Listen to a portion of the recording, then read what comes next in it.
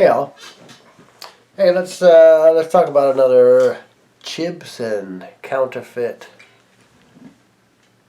Gibson guitar. Counterfeit.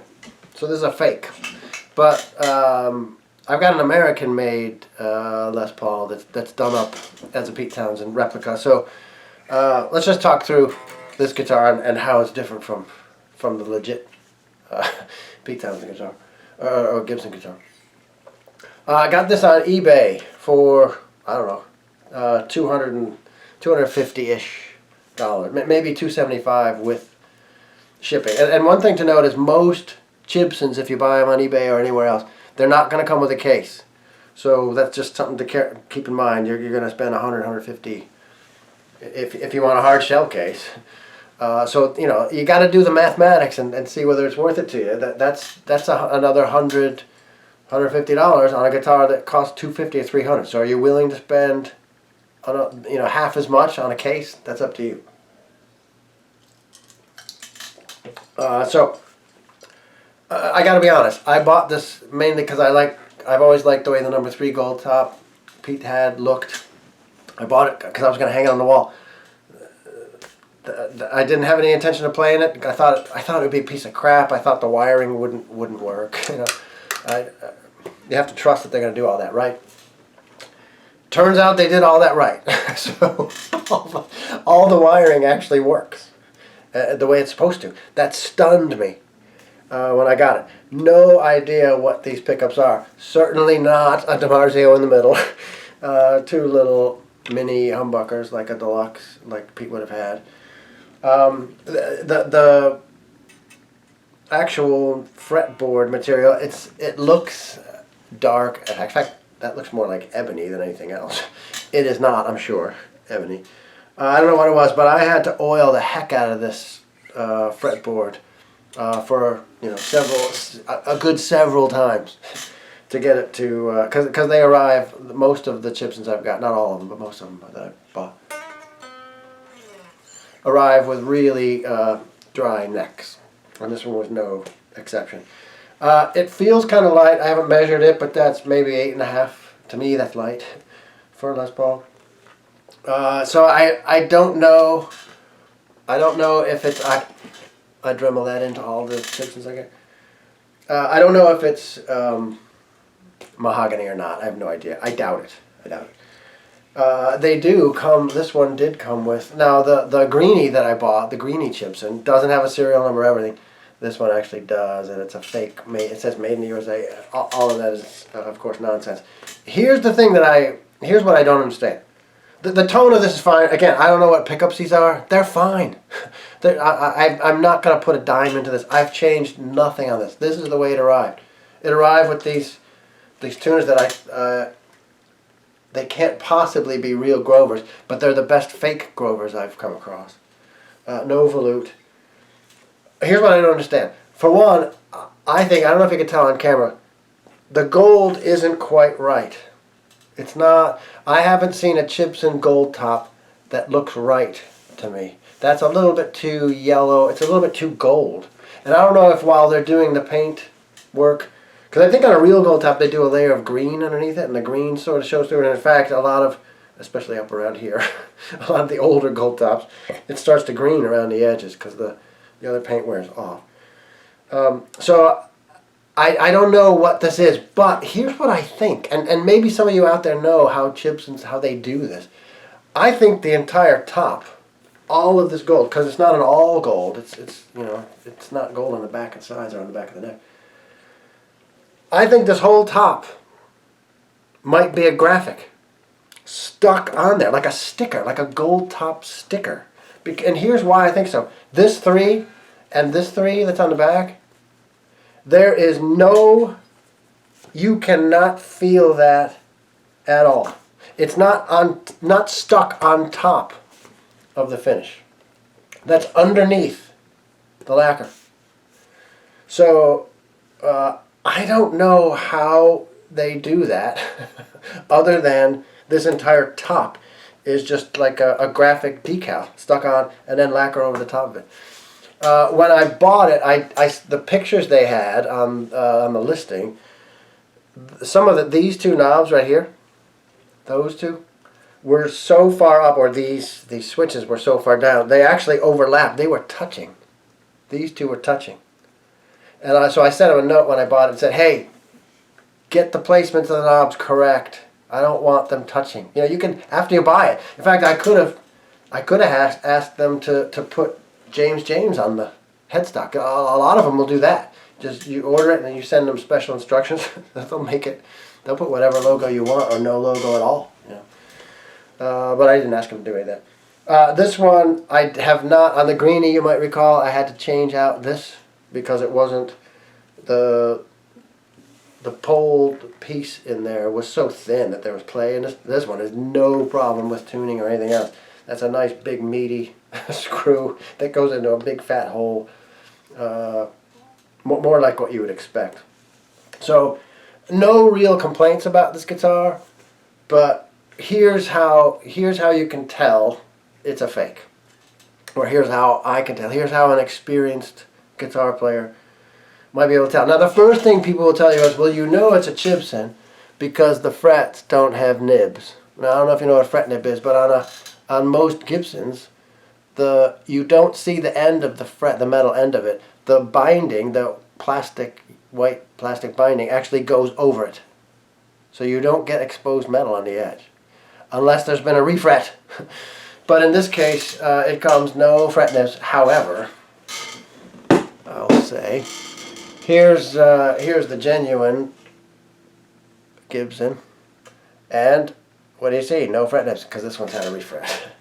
But this is a 2014. And you can tell because it has the Les Paul 100, and that's how you can tell this is real. There's no point in making a replica, a counterfeit, not a replica, of a 2014 Les Paul, because a lot of Les Paul fans, they don't like this at all. They certainly don't like the sort of, I don't know if you can see it. Can you see it? There's a hologram of Les Paul's face. And it is absurd, and it's under the finish. I can't scrape that off. I can't peel that off. It's just a little hologram of Les's face. I don't like it, and no one does. But again, if you're gonna do a counterfeit, you're gonna do a counterfeit of a '76 Deluxe like Pete. You're not gonna do a counterfeit. So that's how you know this is American made. But no fret nibs on this, so you could say, well, maybe, first off, this one weighs a ton compared to that. This is 2.5, 3 pounds heavier than that. Another thing is, this is a legit DiMarzio dual sonic. So you could tell from that. These plates are nickel instead of chrome. At least these two are. These, I believe, the pickup cars, I think, are chrome, but I think the guy replaced these. Now, a guy in New Jersey did this conversion. He bought a 2014 Deluxe and changed it. He converted it to Pete Townshend spec. So this is different. And again, the sticker, this is on the surface of it. I could peel this off. So the 5 here and the 5 here, you can feel them on the surface of it. You know, check out how big he had to make that hole in order to do all those extra switches. The guy, whoever he is, and I don't even have his contact information anymore, he did a stellar job on this. It does have a more modern Gibson neck than you would have gotten on a 76, you know. It's definitely a fast neck, not chunky at all. Slim, I'd call this slim profile. But in terms of tone, I just gotta be honest, man. It ain't all that different from the Chibson one. It's not. It's just not. I know there are guitar snobs out there who are going to tell me, oh, you can't compare them, man. The Chinese one can't possibly be as good as an American. I'm sorry. If you blindfolded me, I could tell the difference by the neck profile. Absolutely, I could. I could, if I'm honest, I could probably tell by the tone. But beyond that, in terms of fit and finish, you know, all of that stuff, no complaints about the build quality of this. Zero complaints about it. Now, do I get some fret buzz in this? Yes, because I've never had this set up. It arrived straight off the plane from China, and I've literally done nothing to it. I could go out and play a gig with this tomorrow and have no worries that this is going to serve me on stage for everything I need it to do. Absolutely no problems with that. And that will ultimately, in fact, I even took off the truss rod cover because that's what Pete used to do. No complaints about that one at all. This one, although I gotta admit, this one will always be pretty high on my list of favorites, just because this is the guitar I fell in love with. I went to see The Kids Are Alright, I think it was 1980, that I went to see it. And Baba O'Reilly, this was the Baba O'Reilly guitar, and that was even before I started playing guitar. But I was just like, that is the most gorgeous thing I've ever seen, and I need to own one someday, whether I play guitar or not. This wish fulfilled. I'll try to give some playing time to the Chibson version. One other way to tell. There's quite a variation on headstocks among Gibsons, and you can sort of see on this one. This is the real one, the one that says 100. Kind of a little bit more flat at the top, but look how much that one goes way up. You see how those are little details that are hard to get right, but you can compare the two of them there. They're just not the same. See that one? The Chibson one over here is a little bit more, goes up a little higher. The actual placement of the logo is a little bit different. Look where the G, the bottom part of the G on the real one over here, almost touches the tuner. Look how much space there is on that one. You can also see it on the end, the bottom of the end. Again, there is variation on American-made Les Pauls, but if you've owned a bunch of them over the years and have some experience with Les Pauls, those things might stick out to you, just so you don't end up spending $2,000, $3,000. I have no idea what one of these would cost. $2,000, $3,000 on a Les Paul, only to find out that it was a Chibson.